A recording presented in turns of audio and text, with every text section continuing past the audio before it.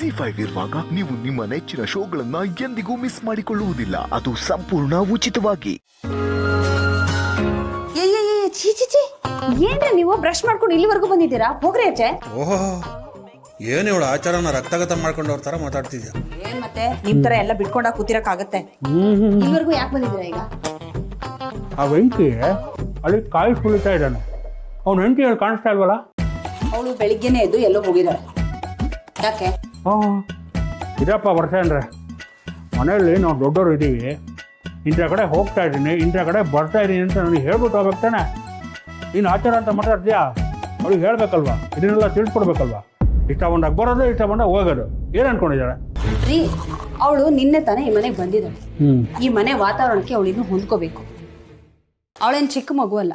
ಎಲ್ಲಿ ಹೋಗಿದ್ದಾಳೋ ಅಲ್ಲಿಂದ ಬರ್ತಾಳೆ ಬಿಡಿ. ಹಾಡು ನನಗೇನೋ ಸರಿ ಕಾಣಿಸ್ತಿಲ್ಲ.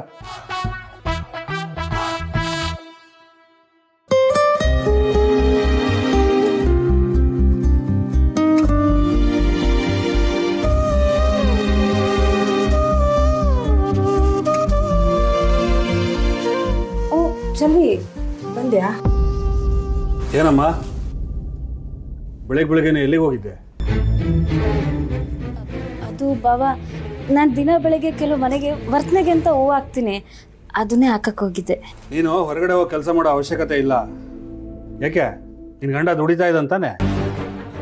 ದುಡಿತಾವ್ರೆ. ಮದುವೆ ಆಗದೆ ಅಂತ ಇಷ್ಟು ವರ್ಷದಿಂದ ಮಾಡ್ಕೊಬಂದಿರೋ ಕರ್ತವ್ಯ ಬಿಡೋಕ್ಕಾಗಕ್ಕಿಲ್ಲ ಅಲ್ವಾ? ನಾನು ದುಡಿದ್ರೆ ಅವ್ರಿಗೂ ಸ್ವಲ್ಪ ಸಹಾಯ ಆಯ್ತದೆ ಅಂತ. ನೋಡು, ಅದೆಲ್ಲ ಬೇಡ. ನೀನು ಈ ಮನೆ ಸೊಸೆ, ಹೊರಗಡೆ ಮಾತ್ರ ಕೆಲಸ ಮಾಡೋದಲ್ಲ, ಮನೆ ಕೆಲಸ ಮಾಡಬೇಕು. ಗೊತ್ತಾಯ್ತಾ? ನೀನು ಯಾವ ಸ್ಥಿತಿನಲ್ಲಿ ಈ ಮನೆಗೆ ಬಂದಿಯಾ ಅಂತ ನೆನಪಿದೆ ತಾನೆ? ಏಯ್, ಲೋಟ ಕಾಫಿ ಮಾಡ್ಕೊಂಬ.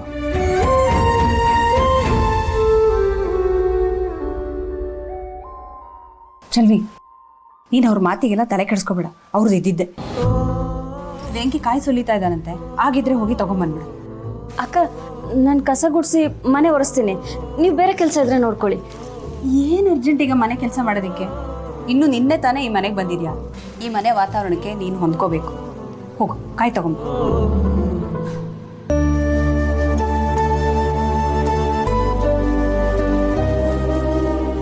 ನನ್ನ ಯಜಮಾನಪ್ಪನಿಗೆ ದೇವರು ತಲೆಯಲ್ಲಿ ಒಂದು ಸ್ವಲ್ಪನೂ ಬುದ್ಧಿ ಅಂತ ಕೊಟ್ಟೇ ಇಲ್ಲ ಅನ್ಸುತ್ತೆ. ಎಲ್ಲಿ ಹೇಗೆ ಮಾತಾಡಬೇಕು ಅಂತ ಗೊತ್ತೇ ಆಗೋದಿಲ್ಲ. ಏನಂತ ಎತ್ಬಿಟ್ರ ಅತ್ತೆ.